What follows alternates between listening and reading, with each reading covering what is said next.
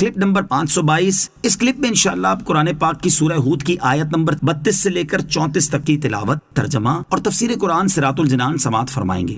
بسم اللہ الرحمن الرحیم۔ ترجمہ، اللہ کے نام سے شروع جو نہایت مہربان رحمت والا ہے۔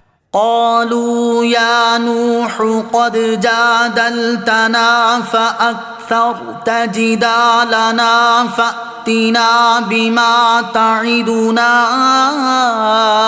ان كنت من الصادقین۔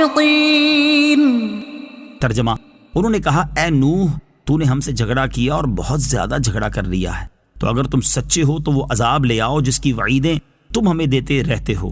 قالوا یا نوح، انہوں نے کہا اے نوح۔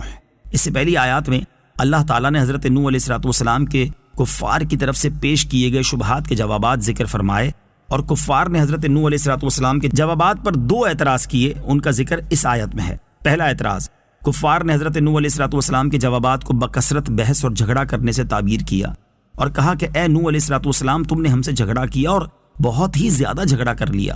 یہ اس بات کی دلیل ہے کہ حضرت نوح علیہ السلام نے کفار کے ساتھ بہت زیادہ بحث فرمائی تھی، اور آپ علیہ السلام کی بحث اللہ تعالیٰ کی وحدانیت، اپنی نبوت اور آخرت کو ثابت کرنے کے لیے تھی۔ اس سے معلوم ہوا کہ حق کو ثابت کرنے کے لیے دلائل پیش کرنا اور شبہات کا ازالہ کرنا انبیاء کرام علیہ السلام کی سنت ہے، جبکہ دلائل کے مقابلے میں اپنے آباء و اجداد کی اندھی تقلید کرنا، جہالت اور گمراہی پر اصرار کرنا کفار کا طریقہ ہے۔ دوسرا اعتراض، حضرت نوح علیہ السلام نے کفار کو جس عذاب کی وعید سنائی تھی، انہوں نے حضرت نوح علیہ السلام سے اس عذاب کے جلدی نازل ہونے کا مطالبہ کیا اور کہا اگر تم سچے ہو تو اب وہ عذاب لے آؤ جس کی وعیدیں تم ہمیں دیتے رہتے ہو۔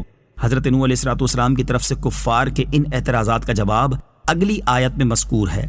قال انما یأتیکم بہ اللہ ان شاء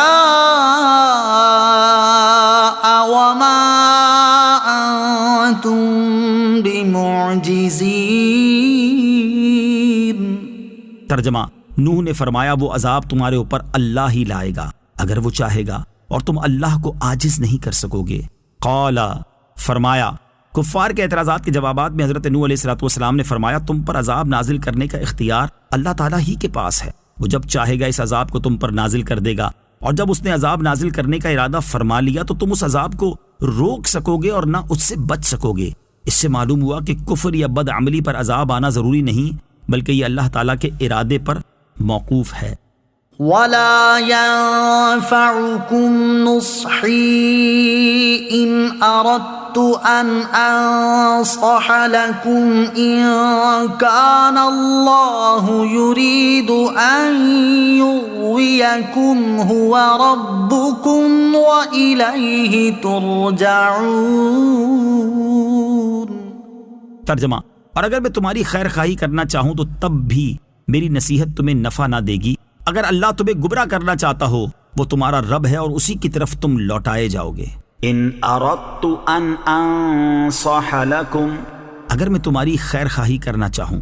حضرت حسن بصری رضی اللہ تعالیٰ عنہ فرماتے ہیں یغویکم کا معنی ہے اللہ تمہیں عذاب دینا چاہے۔ اس صورت میں آیت کا معنی یہ ہوا کہ جس دن تم پر عذاب نازل ہوا اور تم وہ عذاب دیکھ کر ایمان لائے تو اس دن میری نصیحت تمہیں کوئی فائدہ نہ دے گی، کیونکہ عذاب نازل ہوتے وقت کا ایمان قبول نہیں۔ میری نصیحت تمہیں اس وقت فائدہ دے گی جب تم عذاب کا مشاہدہ کرنے سے پہلے ایمان لے آؤ۔